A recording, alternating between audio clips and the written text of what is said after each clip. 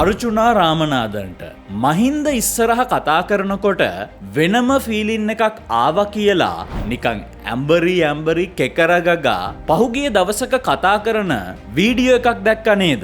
එයාට පාර්ලිමේන්තුවේ කතා කරනකොට කිසිම එක්ස්පීරියන්ස් එකක් තිබ්බේ නැති වුණත් කතා කරන්න බයක් දැනුන්නේ නෑලු. හැබැයි මේ මහින්ද මහත්තයා ඉස්සරහ කතා කරනකොට නිකන් අමුතුයි වගේ එකක් දැනෙනවලු. නිකන් බයයි වගේ එකක්. අධිකරණ ජනාධිපතිතුමනි මම මෙච්චර කාලේ අවුරුදු එකමාරක් විතර පාර්ලිමේන්තුවේ කතා කරලා තියෙනවා කිසිම එක්ස්පීරියන්ස් එකක් නැතුව කවදාවත් බය වෙලා නැහැ. හැබැයි ඔබගේ ඉස්සරහ කතා කරනකොට අතරම මේ ඒකේ වෙනම ෆීලිං එකක් කියන්න අමාරුයි. ප්‍රභාකරන් කියලා කියන්නේ ත්‍රස්තවාදියෙක් කියලා නොපිළිගන්න. ප්‍රභාකරන් එයාලගේ දෙයියෝ කියලා තාමත් පිළිගන්න හාදයා ඒ දෙයියව දෙවිය ලෝකෙටම යවපු මිනිහව ඉස්සරහ තියාගෙන ස්ටේජ් එකේ වචන පටල ඇඹරෙනවා දැක්කහම ඔයාලට මොකද හිතුනේ? මම පොඩි කාලේ ඉන්නකොට අපේ අධිකරණ ජනාධිපතිතුමා දෙමළ කතා කරනකොට අර ඩාම් වෙනවා ඩූම් වෙනවා පොඩ දන්නේ නැත්නම් ඕගොල්ලෝ කියන අර කතාව ආය බලනවා. කාවද මේ රවට්ටන්නේ? ඔය ටිකම අර්ජුනාට පුළුවන්නේ උතුරෙත් ගිහිල්ලා කියන්න. මම මෙහෙ ලොරිටෝ කිෂූ කලාට මහින්ද මහත්තයව ළඟට දැක්කහම මට නම් මොනවද වගේ වුණා අප්පා. නිකන් බයයි වගේ දැනුණා කියලා එහෙටත් ගිහිල්ලා කියන්නකො. ඔයා ඒවා එහෙ කියන්නේ නෑනේ. එහෙට එකක් කියලා මෙහෙ රාජපක්ෂලගේ ස්ටේජ් වල නැගලා මෙහෙ මිනිස්සුන්ගේ අවධානය ගන්න නිකන් මේ මහින්ද ගාව ඇඹරෙනවා. අද මේ සභාව ඇතුලේ අධිකරණ ජනාධිපතිතුමාගේ ඉස්සරහ මට කතා කරන්න හම්බෙච්ච අවස්ථාව මම ඇත්තටම ගරු කරනවා. බොරුවනේ කරන්නේ.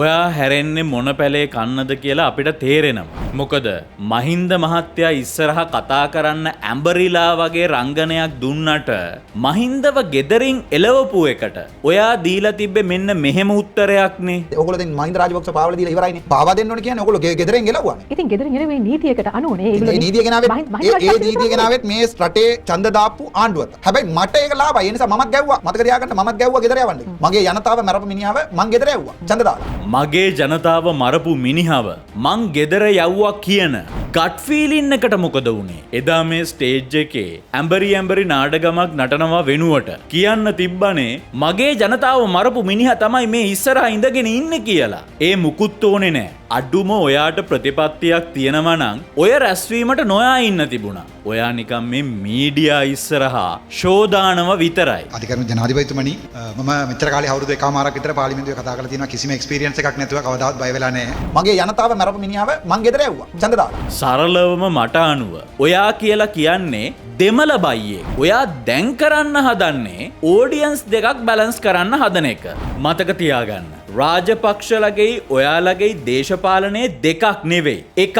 ඔයාලා ගාව තියෙන්නේ කොටවන දේශපාලනය. රාජපක්ෂල හැමදාම දේශපාලනය කළේ සිංහල බෞද්ධ පදනමේ. ඔයා දේශපාලනය කරන්නේ ඊලාම් සිහිනේ දකින අහිංසක දෙමළ ජනතාවගෙන්. ඔබේ ජනතාව කියලා කියන්නේ කියන්නේ ඔබ හිතන්නේ මගේ ජනතාව කියන දෙමළ කතා කරන මගේ ජනතාව. මේක හොඳට මතක තියාගන්න. ඒ සියල්ල ප්‍රතික්ෂේප කරපු ශ්‍රී ලාංකිකයන් විදිහට හිතන සිංහල දමිළ මුස්ලිම් ජනතාවක් දැන් බිහි වෙමින් ඉන්නවා. ඒ ප්‍රගතිශීලී දේශපාලනයත් එක්ක ඔයාලගේ දේශපාලනය නිකම්ම පුස්සක් වෙලා යනවා. දැන් ඔබ කියනවා මේ ප්‍රභාකරන් ඔබේ දෙවියා කියලා. ඇයි එහෙම කියන්නේ? අවුරුදු 40ක් 50ක් තමන්ගේ ජනතාව වෙනුවට කවුරු හරි මරනවා නම් මම ඇත්තම කියන්න කැමතියි. මම වෙන කාට කවුරුවත් ජනාධිපති විදිහට කරු කරන්න කැමති නෑ මට. ඔබ පිළිගන්නවද ප්‍රභාකරන් කියන්නේ ත්‍රස්තවාදියෙක් කියලා? මම පිළිගන්නේ නැහැ.